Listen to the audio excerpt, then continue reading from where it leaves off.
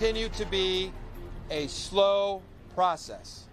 This remains a complex and extremely hazardous operating environment, an extremely dangerous incident. New at 11, workers are preparing to return to the site of that deadly building collapse tomorrow morning to continue the demolition and the search for the two men presumed dead in the structure. City Managing Director Adam Teal is calling the demolition a difficult operation and a dangerous process. Good evening, I'm Kelsey Kushner. Tonight, first responders and crews are resting up and planning for day 2 of the demolition of the parking garage that collapsed this past Wednesday. Here's a live look at the scene tonight near 30th Street and Grays Ferry Avenue.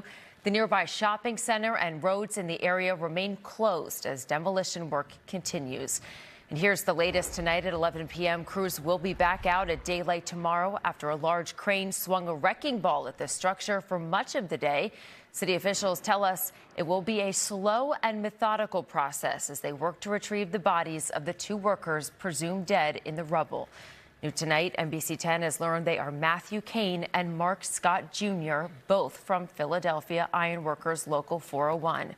A third worker died Wednesday afternoon. OSHA continues to lead the investigation into the cause of the collapse.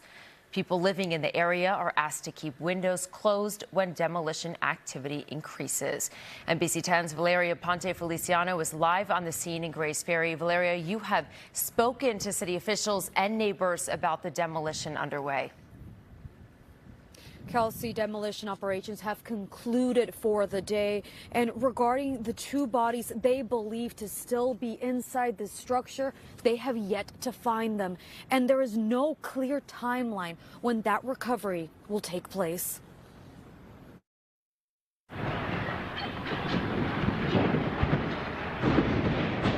Philadelphia Managing Director Adam Teal calling it a night. Today was the first day of the demolition process of the CHOP-owned parking garage that partially collapsed on Wednesday. It remains extremely dangerous. There are literally pieces of the structure that are hanging off it and could fall at any time. We want to encourage people to stay away from this very active and dangerous incident. Today, around 200 individuals from different agencies worked on the Grays Ferry site. Tomorrow, they will focus on the demolition of the parking garage structure. Tonight, Managing Director emphasized that safety is their #1 priority. That is our goal, to not hurt anybody else on this site, while we provide the dignified and respectful treatment of those who remain, and we get them home. Meanwhile, Philadelphia residents we spoke to could only think about the victims and their loved ones. I was devastated, I ain't gonna lie, because if that was one of my folks, I would have probably been sad too.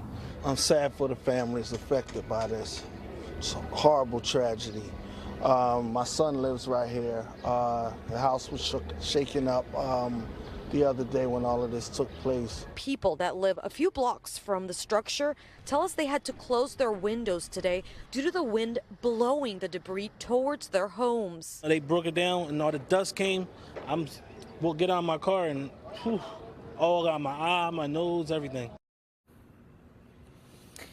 Now authorities say they are monitoring the air quality. The demolition process continues tomorrow at first light. The managing director emphasized that this will be a slow process, and since it continues to be a dangerous zone, there is no date of when they will open again the streets and businesses that have remained closed because this is a dangerous scene. Live from Grays Ferry, I'm Valeria Ponte Feliciano. I go back to you guys at the studio. Where are the representatives from CHOP? Inside Vail Recreation Center this morning, neighbors had a chance to ask questions about the work underway and their safety. Investigators reminded the community that this is not about a demolition, but about recovery. Tomorrow, there will be a neighborhood food giveaway at noon at D. Finnegan Playground on South 30th Street for residents impacted by the collapse. Community members are asked to bring their own bags.